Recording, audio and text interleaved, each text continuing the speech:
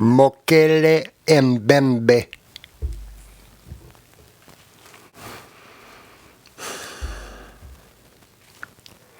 Ever deal with the chameleon narcissist?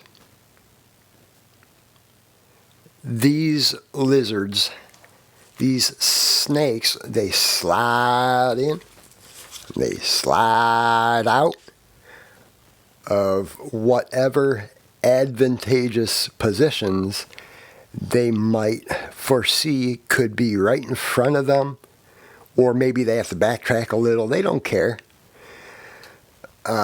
Chameleon narcissists, wherever they find self-betterment at the expense of others, because they have nothing in and of themselves. As their name suggests, these narcissists can blend in anywhere, since the narcissist has no definable identity of their own, but rather they assimilate into your sphere of life. What was it, the Borg from Star Trek that did the assimilating? Well, they assimilate. They don't care how poor you are. They don't care how rich you are. They don't care what a scumbag you are. They don't care how generous or good-natured you are. The chameleon narcissist will squeeze themselves into a mold. They'll even study their target to find those square corners that have to be smoothed over in just such a way to let them find their way into your actual round hole, whatever that means to you. No matter how grandiose, no matter how shitty, these folk, if they have something they want from you, they will find a way to get it. And since their standards don't exist, since they are wandering stars on this world with no identity of their own, no sin is off the table, and disloyalty is never, never, never, ever the exception.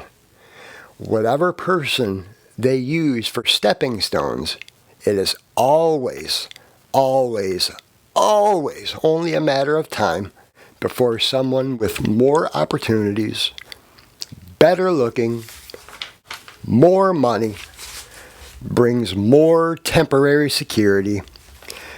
There they temporarily are until cracks form in whatever socially lecherous position they find themselves in. Because of who they are, their absolute lack of moral character, no matter who they're with, eventually the cracks form. And who they really are as people begin to show themselves through these people. Because ultimately, hypocrites are actors. Just look at the definition of hypocrite. It would be novel if that's all these people were, is just actors, but the truth is that they leave a wake of destruction everywhere they go because of the divisive nature often associated with their liberal meanderings. You may remember in a previous video about the narcissistic triangulation that they engage in. It explains this phenomenon. But rest assured, if you share social ties with the chameleon narcissist, it will not be long before you experience the bewildering direct effects of the division, dissension, confusion, and personal destruction that invariably follows in their wake. Now, right about now, if you're thinking about the chameleon narcissist in your life, you're probably thinking to yourself, I should have never said anything to them. That's correct. Due to a complete lack of character on your part, perhaps, if you have become vulnerable with the chameleon narcissist. It's only a matter of time before your words, no matter what their behalf, to become public fodder. To quote one insidious narcissist from my past, boundaries, boundaries, boundaries. They simply do not exist for the chameleon narcissist. Narcissist.